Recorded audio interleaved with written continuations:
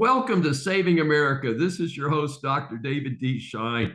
Our series of interviews for Saving America establishes that the world is full of interesting people. And I think after you hear this interview with John Gardner, you're going to agree with me that he's part of the interesting people. He's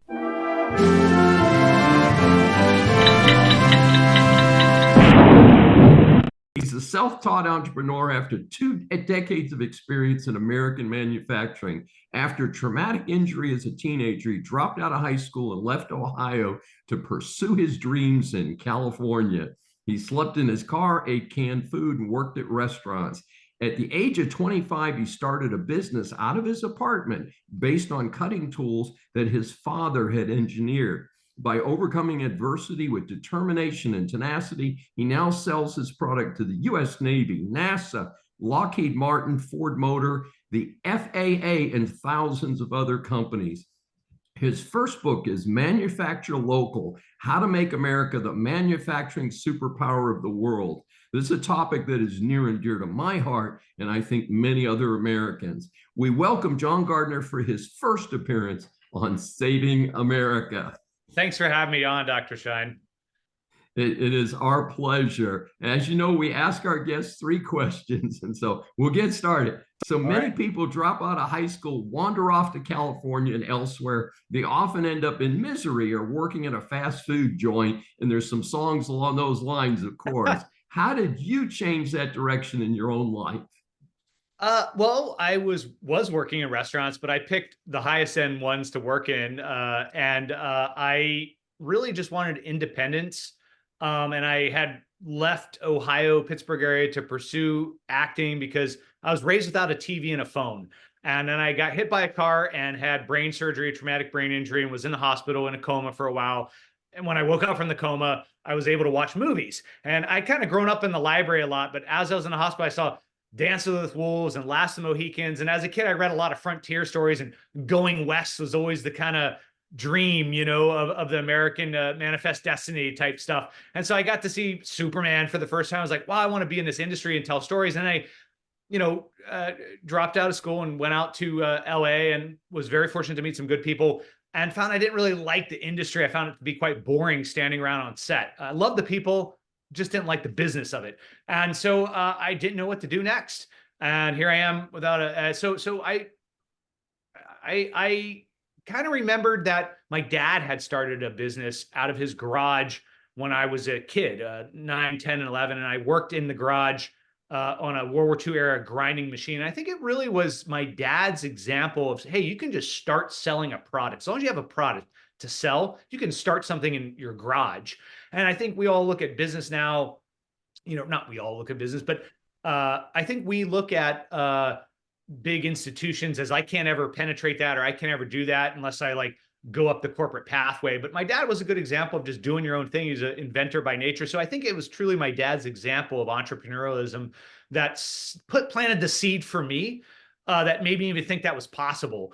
He shut that down, and he liked having 40 hours a week and a steady paycheck and health insurance. And he liked kind of the safety of that. He's more of an inventor. So he shut that down. I was mad at him as a kid because I was making good money working for him. But I believe that the answer is what really started me on that. What saved me was really my dad's example. And then also his ability to create products because of his engineering experience and make those products. And his example of watching him is really probably what helped me be able to afford having a family in Southern California.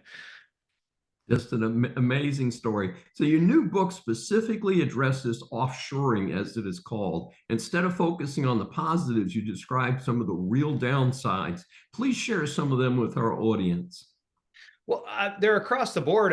No nation has independence if it doesn't make its own products and it's reliant on its foreign adversaries for its basic goods. 90% of our medicine comes from overseas, and a lot of it is tainted and poisoning us. But we talk about the environmental aspect. You're shipping 7,000 miles on cargo ships, which burn raw crude oil. America has some of the cleanest environmental laws in the planet. So making stuff here is just cleaner for our country. But also national security, a significant portion of our goods for our defense industrial base are made overseas by our strategic adversaries. So that's just some of the common sense items, some that people already talk about, but the things that I've learned or noticed from my experience in the industry that isn't talked about is the human capital, the know-how. Just because you can have a drawing of something and engineer it well does not mean you know the process is to make it. I recently automated a machine shop I have and have lights out manufacturing, meaning it runs overnight while nobody's there, unattended. And the hurdles to that are immense. You always learn stuff in any new process. This was kind of proven by, I think it was a Undersecretary of Defense was talking about the Navy stopped making torpedoes for 20 years, from 1996 to 2016.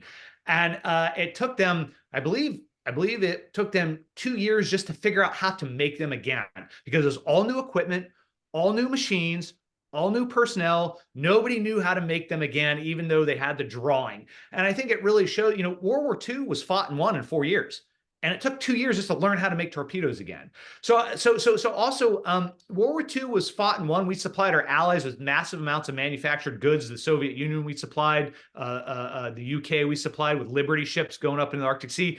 That was all done because we had civil manufacturing might that could be turned to military manufacturing in time of need. Right now, we don't have civil manufacturing might that can be turned. We do. It's just not as strong as it should be when we're relying on our foreign adversaries. So I think national security is the no-brainer, but also the human capital and how much time it takes to learn how to do something again is the most untalked about thing that is lost when we offshore as much as we have. Incredible. And so our third question is, so okay, you've described the problem. I'm a true believer. I agree with what you're saying. What are some of the keys to getting manufacturing moving forward again in the United States? What do we need to do? Well, we need to put American companies on a level playing field with foreign companies. And the number one way to do that historically, since the Babylonian Code of Hammurabi, is tariffs have been in use since then in recorded history. And I have a chapter in my book that says tariff is not a four-letter word, because when I first heard tariff back in, I was like, oh, aren't those bad? We've just been brainwashed to have a knee-jerk reaction that they're bad. But America funded itself with tariffs for 140 years. Income tax did not exist. Sales tax did not exist until the 20s and 30s. America funded itself solely through tariffs for 140 years, and during that time, we were able to build up our industries behind this protective wall that even the playing field between our nation and other nations. And we bought too hard into the unilateral free trade theory, meaning if you tariff us at 200%, we're still only going to tariff you at an average of 3.4%, which is our average tariff rate right now, which doesn't make much sense to me. Another way tariffs help American manufacturers is to drive large volume jobs back, and so that companies can take advantage of the most beautiful thing in the world, even more beautiful than compounding interest, in my opinion, which is economy of scale. Any manufacturer knows that when you make 5 parts, it's much more expensive than if you make 5,000 parts per part. And the reason why is all the programming, all the tooling, all the machines, all the training that you have to do for 5 parts, you can then spread that cost out over 5,000 parts. But because of cheap labor, slave labor, lax environmental laws overseas, large lot jobs, large volume jobs tend to be pushed overseas. But if we bring those large volume lots here, then the price of American-made goods will go down because they have larger volume and can spread that cost out. Americans need to be put on the same playing field. You also hear a lot of economists say, oh, American manufacturing needs to be automated. It needs to have robotic cells. Well, no manufacturer invests in robotics or automation unless they have a large volume, because you keep things. Robotics and automation and lights out manufacturing is for large volume jobs. So you only do make that investment if you have the volume up front, and tariffs help drive the volume back here. So I could go on about this for a long time, but I don't know how much more time we have. So I think one recent way that is tangentially related to the problems American producers face is I saw this thing about hazelnuts, organic hazelnuts, and this organic hazelnut American farmer was trying to get the organic certification. He found Turkish hazelnuts were being labeled organically, and he tracked down these companies overseas. They went to blind trusts. Nobody knew if these hazelnuts were actually organic. Now, 100% of American companies that claim organic are audited by the FDA.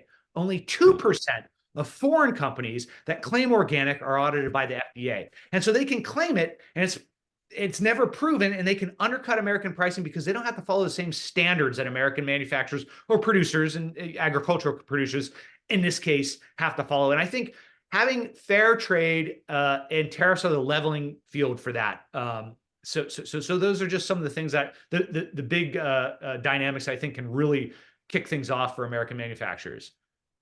John Gardner, love talking with you. And again, we want to mention your new book, Manufacture Local: How to Make America the Manufacturing Superpower of the World. And there it is. Oh, in large format. Okay. And great thoughts, and certainly something that is being talked about a lot. You know, we had a lot of interruptions with COVID, and because a lot of things were made overseas where some factories were totally shut down. Now the port strike, you know, who knows what's going to happen with that? Absolutely. So it looks like a lot of your topics are going to become, if they weren't already front of mind, are going to become even more front of mind over the next few weeks. So we're delighted to have you. And so tell our audience, how can they get more information about you and your book? Well, you can find my book on Amazon or Barnes and Nobles or bookshop.org. Just Google Manufacture Local John Gardner, and it'll come up. And my email is John, JOHNG, author, AUTHOR, at gmail.com. John G. Author at gmail.com. And thanks so much for having me on, Dr. Schein. It's such a pleasure meeting you and talking to you. And it is our pleasure. This is Dr. David D. Schein for Saving America. Thanks for joining us, and please subscribe on your favorite platform.